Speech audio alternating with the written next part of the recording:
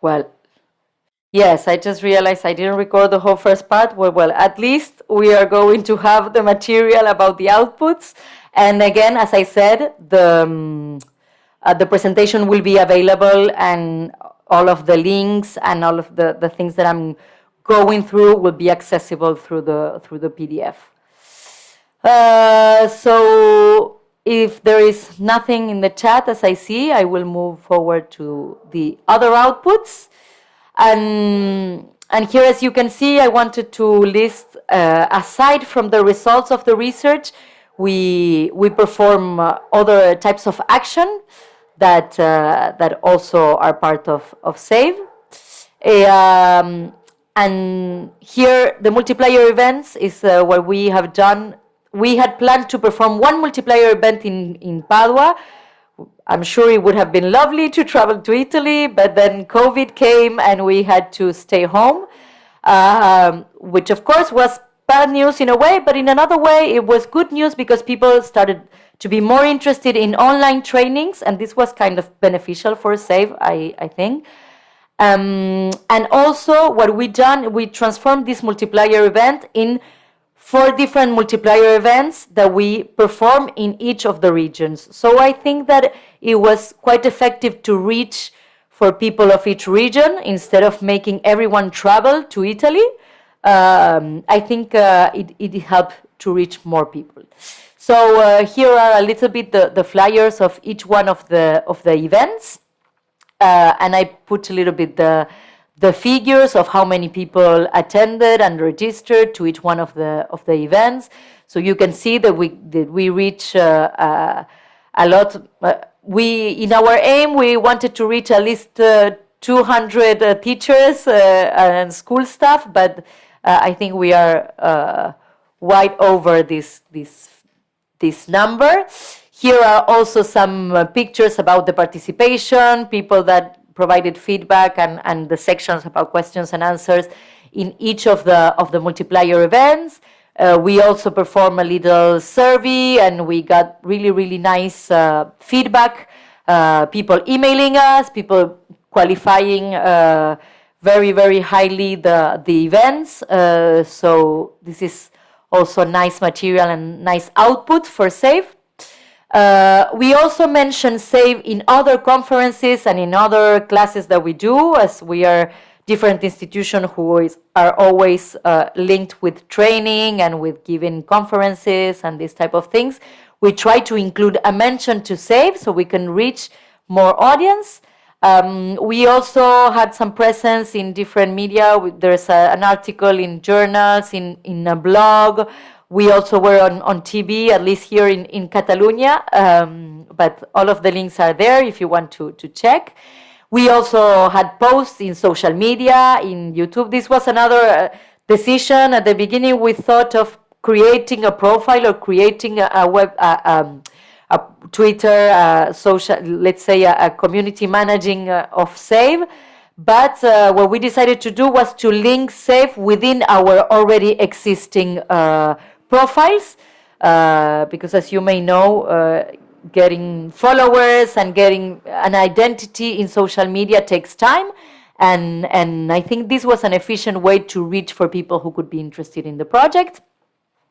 And then, as I was saying, we are participating in a conference next Friday, and we are also submitting an article to an academic journal about this research, so we can be also access to other types of public. Then I wanted also to share the visits to each version of the course. As you can see, here are the numbers. There's a huge, in this graph you have for each version of the course in each different month. And you can see there's a great effect once we've done the multiplier events, how the visits increase, especially in Spain, in Poland. The Catalan course was not available until this year. So when we started disseminating, a lot of people were really interested. And this is like to say that, as I was saying, we thought that maybe 200 teachers would be interested in doing the course, and that would already make a change, but we are having much more visits. Of course, we don't gather data about how long they stay in the website, how they the qualification that they get in the assessment, but just to see that we are getting so many visits, it's a good sign. And then also I wanted to show that these visits come not only from Europe, of course, mainly from Europe and from participating countries, but we reach people beyond the region, and this is another nice thing to know. We discussed this in a meeting, and we said it's true that when we do a course in Spanish or in English, there are a lot of people that can access, and that maybe in Africa or in Latin America they don't have this type of courses. Of course, they are warned that this course has been designed for European public, but it can be useful for countries that speak our languages as well. And then another part that I wanted to share is that, as I said, working with these different people provided a lot of lessons and learning, and the opportunity to compare a little bit the context and the regions. This is something that we were working on lately, about the reporting rates of potential cases of violence in the different countries. It's very hard to combine data coming from different countries. We have different definitions of what constitutes a suspicion, of which agency should do or receive this type of reports. But I think it's interesting to see, of course, with context. For example, I couldn't merge Italy data because Italian data was merging bullying with other types of violence, whereas in here we only have child abuse and neglect. So it's very hard to combine, but I think it's interesting to analyze. And as you can see here, well, Poland has many more reports, but I put here that they are also a much more populated country than Ireland, surely, and that, well, Spain has much more population, but we have very, very less reports. And then you can also see a little bit of an increase in the latest year. For Ireland particularly, we were talking about in 2017 was when Ireland started becoming, it was mandatory to report suspicions of sexual abuse or neglect for professionals, and professionals were provided with training, with mandatory training since then. So we can see that in this figure is a little increase, but I think it's significant when you see only the figures for Ireland. In Spain, reporting is mandatory as well, but we don't have any mandatory training until this year's law that mentions that now all professionals will be entitled to training. And then in Poland, as so far to my knowledge, there is no mandatory reporting so far. And then here you can also see how many of the reports are provided by the educational sector. You know, the educational sector has this great advantage of being on a daily basis in contact with children, with families, to be able to observe. They are professionals, so they know quite easily when the development of a child should call our attention. But still, in the three countries, the proportion coming from education is quite low when compared with other type of agencies. As you can see in Poland, most of reports come from the police. So I guess this also has an effect in the characteristics of the report, in the types of families there are targets. School has always the advantage of reaching almost everyone. In the European Union, over 90% of children are in school. This is a huge advantage that we can still develop, I think. And then I wanted to invite, of course, the partners to give their own opinion or their own view on what was SAFE Project, being part of SAFE Project, and what you want to share with us.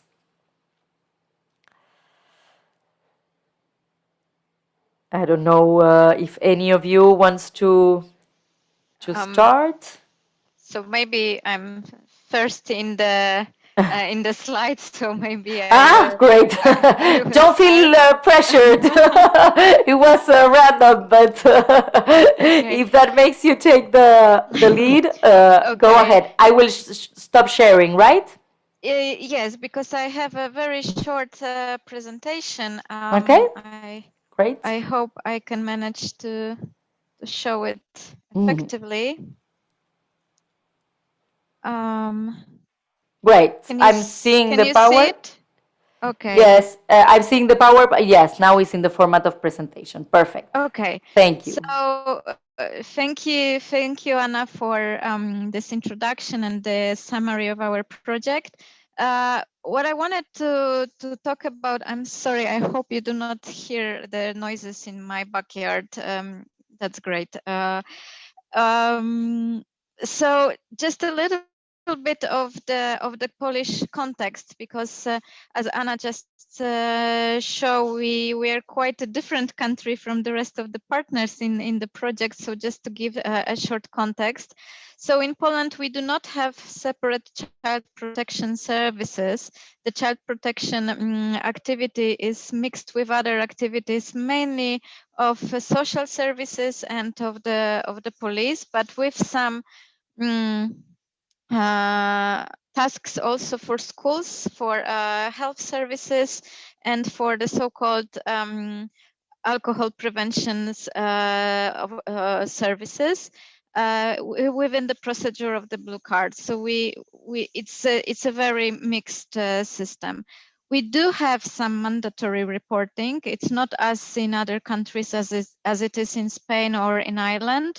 What is mandatory in Poland since 2017 is that each person, not only the professionals, but each person has to report a suspicion of severe maltreatment and sexual abuse of children under the age of 15. So these two types are mandatory, and there is a penalty for not reporting if we have a suspicion. But since this law is quite new, because it was introduced in summer 2017, but it was not followed by any mandatory or standardized training for staff, especially for staff in educational facilities who have contact with all children in Poland, because of course education is obligatory. What was the context also, which was not planned but happened, is the pandemic and the increased access and possibility, but also the willingness to access online materials while we stay at home or have hybrid work. So that's the context for what I'm going to say. From our multiplier event and from the context that followed, but also from the evaluation forms that we did with some representatives of teachers or psychologists at the pilot stage of the project, there are three things that I think are important. There is a great need for knowledge among the teachers and psychologists. A lot of comments said that was useful. Uh, Both the course and the multiplier event. We know we have these obligations, but we have no access to training, or the training was only implemented once and several years have already passed. Another thing that came out is the need for very practical tools. So things that teachers can use, or like ready to use in the classroom. So scenarios, films, fact sheets, and so on. So that's also quite an important thing. And a very great need for child protection standards. This is what we know an obligation in Ireland, for instance, that each facilities, each institution that have contacts with children needs to have child protection policy in place. In Poland, we do not have such an obligation by law. So it's also in line with what you presented and what we know from the research and interviews among the survivors of child sexual abuse, that they said the school needs to have a complex and wholesome approach. So it cannot be just one activity. It needs to be a standard. It needs to be policy well thought through and implemented at the level of the whole school. So what I want to very briefly say right now is that we as a foundation, as an Empowering Children Foundation, we are an NGO, but we have a program that encompasses this, and this is called We Protect Children, in Polish, Chronimy Dzieci. And it's a set of 6 standards implementing the child protection policy and very practical procedures of what to do when you suspect that the child is being abused either at school or at family, or is suffering from bullying or cyberbullying. The other standard is vetting of personnel, so checking who you work with. There is only one obligation in Poland for each institution. It's a little bit more stricter for schools, but for other institutions working with children, we only need to check the personnel if they are not in the register of the so-called pedophiles, which is the perpetrators of sexual abuse against children, but not for other abuse or neglect or any other crime against children.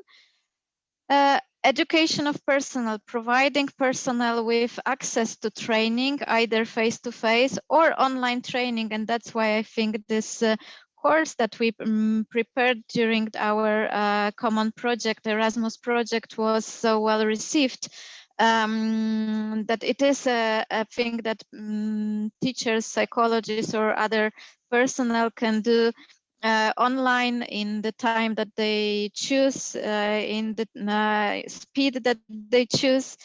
So that's one resource that is for sure available.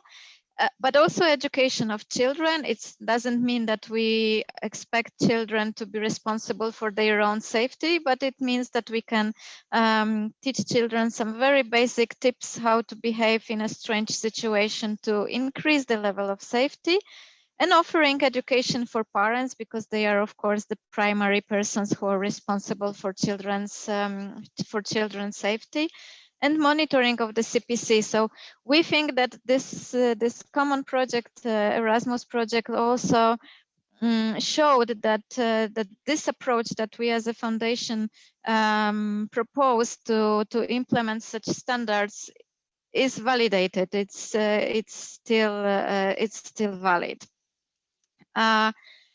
But what we think also about the Erasmus project as a project, we would do it definitely again if we were given the chance. And so we are very happy of the with the cooperation that we had with our partners, with the leadership of the University of Barcelona, but also with the input and cooperation with other partners from Catalonia, from Ireland, and Italy.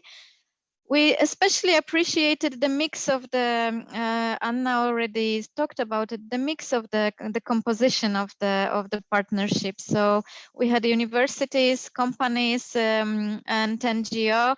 So the mix of scientific, practical, and usefulness was there, and each of the partner guarded this. So we would definitely do it again. We appreciated the possibility of also talking about the context of our countries, because it was very interesting for us to learn how the child protection system looks like in other countries, and it was an inspiration for us.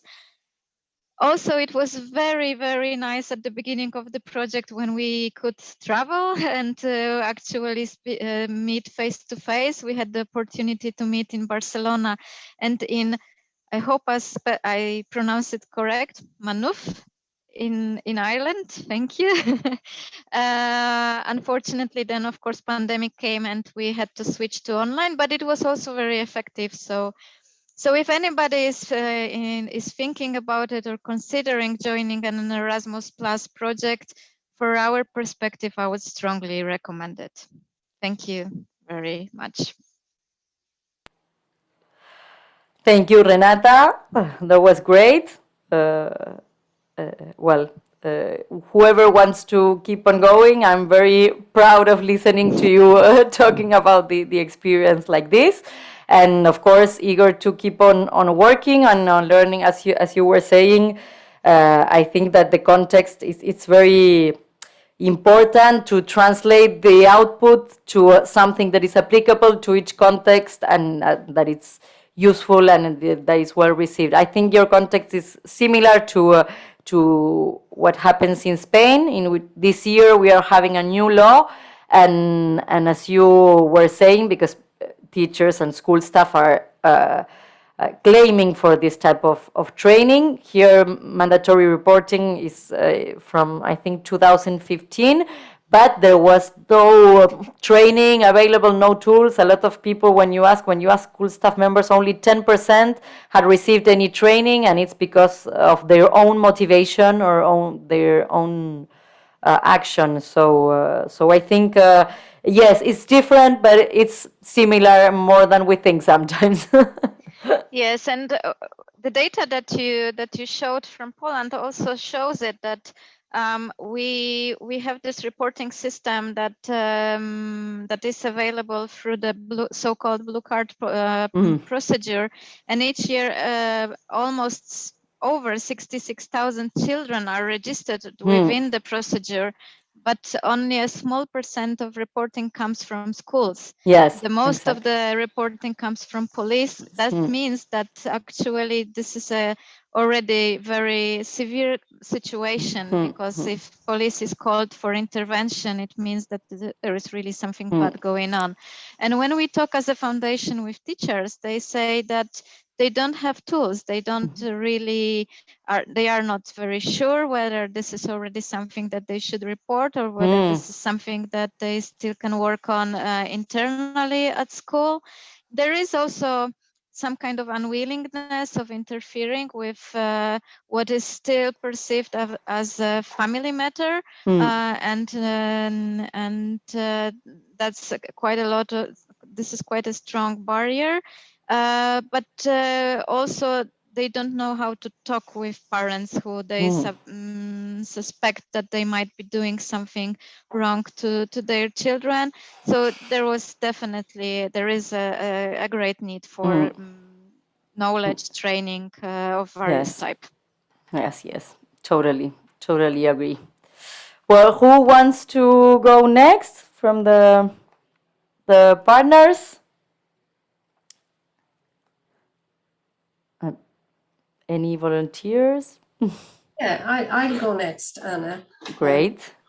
Well, first of all, just to say thank you for your leadership and for getting this project on track and staying on track in spite of all of the barriers like COVID, which nobody could have predicted back in 2018.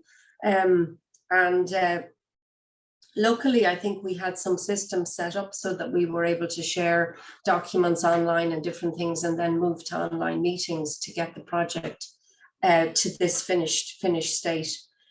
A lot of what I want to say has been said already, so I'll just be very brief. I think, you know, as Renata said, it was really interesting to learn about legislation and about practice in other parts of Europe.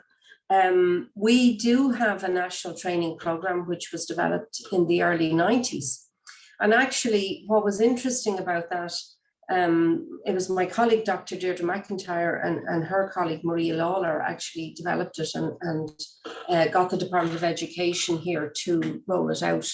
It was called the Stay Safe program. It was actually Deirdre McIntyre's PhD at the time. But what was interesting was there was huge opposition. among the Catholic Church here. And I can remember it quite clearly because there was protests and all sorts. So there was a lot of opposition to introducing that at the time. And I suppose with hindsight, we know that there was a reason behind that, which was there was a good deal of clerical abuse going on in Ireland, which was been covered up. Thankfully, that program is still operating, and all teachers now at primary level have to take that program, and it contains very valuable information about identifying these young people and also about reporting. I think what's interesting about what we're doing, I have actually worked in some of the validation units for child sexual abuse here in Ireland. And what's interesting about what we're doing is when you give teachers skills to listen and actually hear what's going on, they will get disclosures. And that's why this is so important. If teachers are comfortable that they have the tools, if they get a disclosure, that they know what to say, what to do, then they will actually get those disclosures. So that's hugely important. And I think some of the most valuable aspects of this project, the Vicky Barnett organization, where actual survivors helped us to develop the content and to identify what exactly we needed to be doing and what we need to do in the future. There's also recommendations there about working more about with abusers and that. But I think that was hugely valuable, and it's a voice that's often overlooked in these research projects, and it's a voice that's often overlooked in our countries. I mean, these people have information, they've lived this, they know how to support professionals in getting disclosures and in getting paedophiles identified and prosecuted. So I think we do need to do more of that, listen more to the voice of survivors. The other thing I think was very interesting from an Irish perspective, I mean, we have some things right, we don't have everything right. Mandated reporting was introduced here, but we do have child protection regulations with regard to anybody involved in sports clubs. They have to take a child safeguarding course. Anyone working with children have to take a child safeguarding course, and I think that's very good. But I do think that there's a lot more we have to do. And one of the areas that I suppose it's nearly considered a lesser form of victimization is bullying and cyberbullying, and that's something that we do need to tackle, and that we did try to tackle in this project. So I'm hoping that the information contained in that part of the course would be very useful to teachers and to other people working with children. Also, I suppose just some interesting things along the way. It was a lovely partnership. I enjoyed working with all of you guys. I think there was 4 babies born during this project, and I believe that there's a wedding imminent. If it's not today, it's tomorrow. Our colleague in Italy. So just that's lovely too. The social aspect of this project, and to congratulate everybody and Gianluca on his marriage.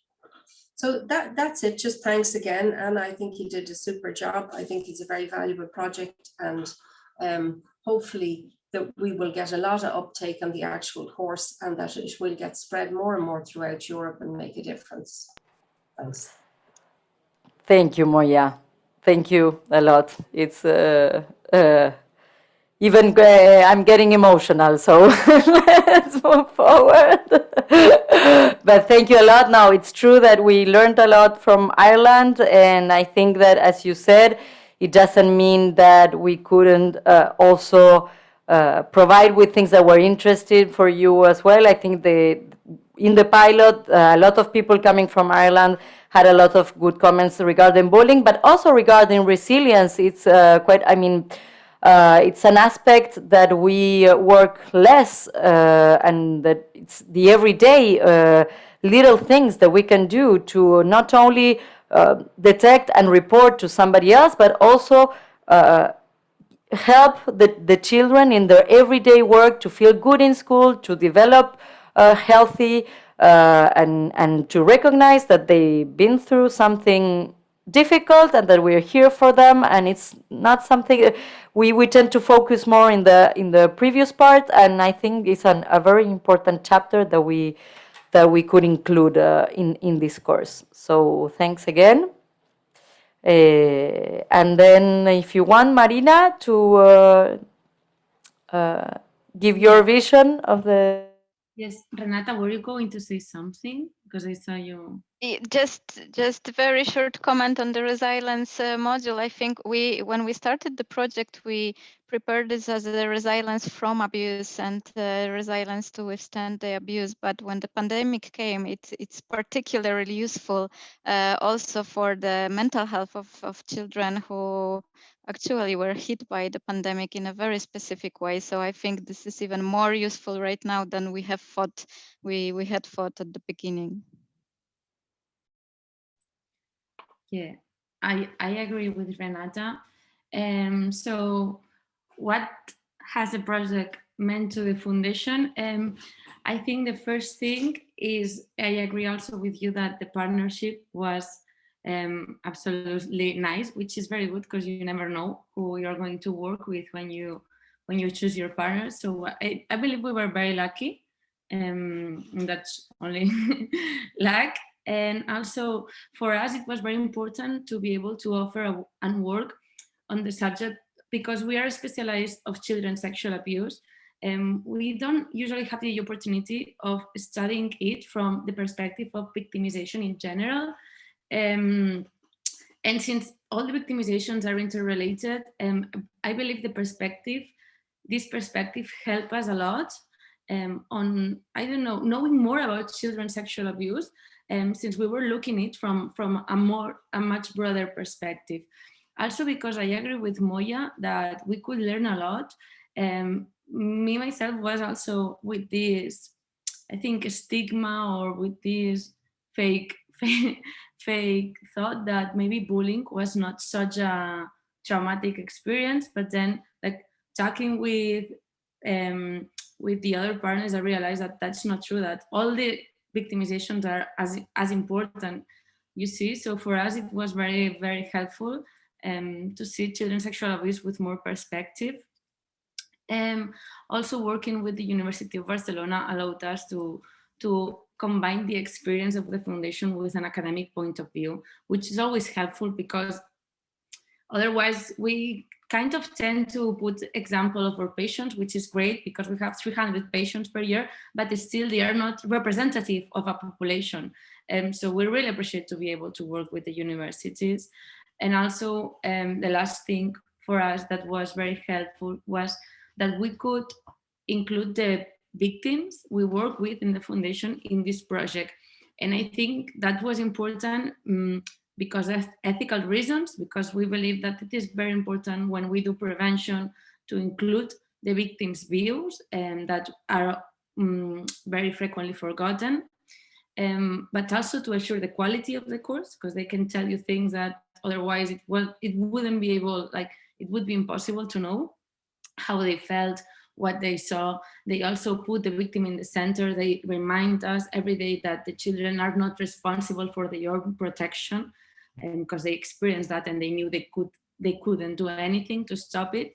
And finally, I also think that it was important for us, but also for them, because it also gave them the opportunity of being useful and, like, I don't know, like their experience at the end did something good for the world, like they could help. And I think that can also be kind of therapeutic. For what they told me, they were very, very glad they could contribute to this project. So we are very, very happy to be a part of this.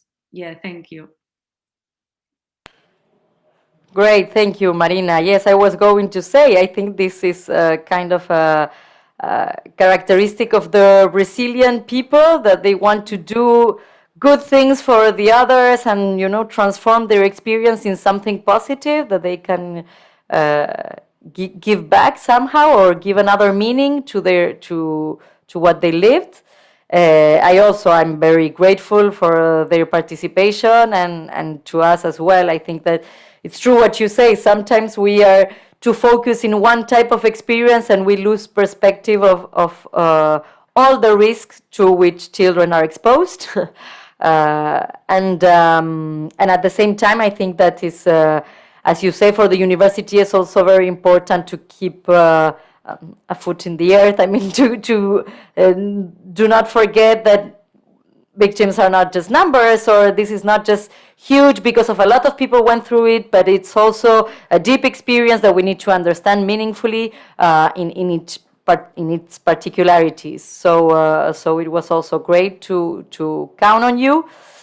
I also wanted, to say a very little things to close a little bit. In general, this was safe, and I think that all of that we've been commenting illustrates a lot the experience. I think there is still a lot of things we can do with SAVE. I'm happy to hear, as you said, that in your context, SAVE has been well received and has been useful. And as you said, that the pandemic brought also good things. And then, I think that we can keep on working in the summary of the exchange of good practices. Is something that we all enjoyed, and I invite people in the audience, if they want to also share data about other countries, other regions, or other visions. I think it could be really, really interesting. I think it's a course that can also be measured in terms of do a trial in a school and try to measure the effects with children, with students, with school staff within a more regulated framework or boundary. I think, as you were saying, sometimes the law says we should be trained, or we provide the course there, but if we do not schedule time for them, or we do not schedule a structured project in which they will participate, it's hard for teachers to find the time and the motivation. So I think this could be a great new research to try to measure the impact. Feel if students in school in which teachers perform the course, took the course, feel safer, or if they feel they have more skills, or if they are more disclosures, or as you were saying, Moya, because in general, when we teach teachers to be open-minded and to listen, they get the disclosures more than what they detect. If there are more reports, if we do this course, so this is another interesting thing that SAVE could do in the future. I would love to reach other countries if other countries are willing to translate, to adapt to other educational levels, maybe more to adolescents. In the feedback, we have a lot of professionals saying we would love to have more material for teenagers.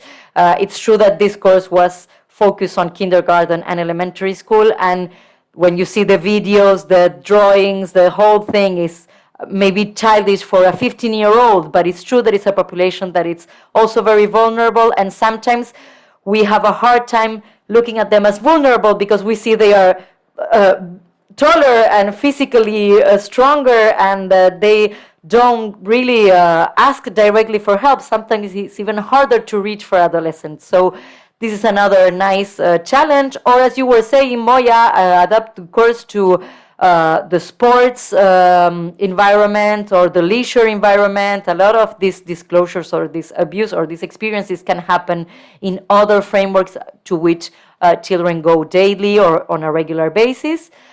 And then also invite all of you to reach us. We've been getting a lot of emails, in the last event we had someone telling us, why didn't you include more like the social workers, the people who work in residential center with children in your course? And it's true that we don't mention educators here, is a little bit the name. So this is something that we started thinking on and that we should surely include in future projects. The things that you said, Renata, about the family, we also included a video as additional resources in part of the course that helps us cope with the disclosure and give some tips, because this is another point in which we should work furtherly. Sometimes people from school say, we don't report because it's not easy. We see them every day. So if we report, they know it's us, and we have to face with that. People from social services, from the police, from other, they can just report and that's it. But we need to face the family on an everyday basis, and that is also another skills that we could work. So just to invite you to reach us, and we are more than open to keep on working. I think we covered everything, but I will love to take questions if someone within the audience want to ask anything. Thanks a lot for your time, for your attention, and of course, feel free to ask whatever you want through the chat, or if you want, I can give you access to open your microphone.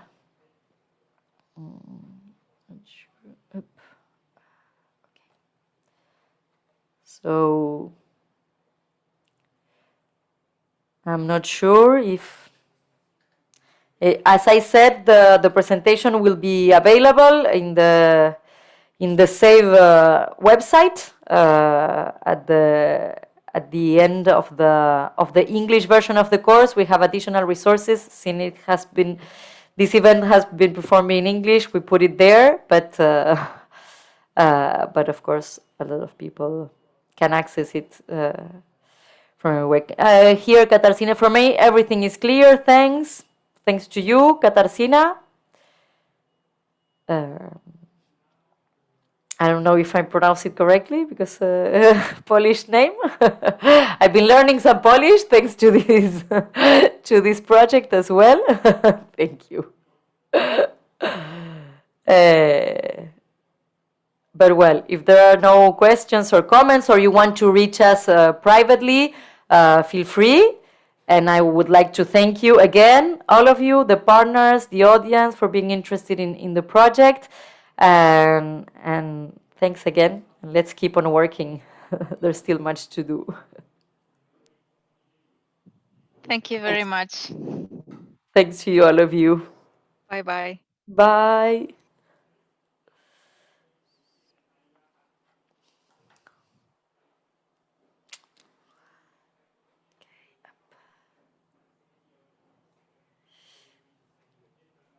Okay.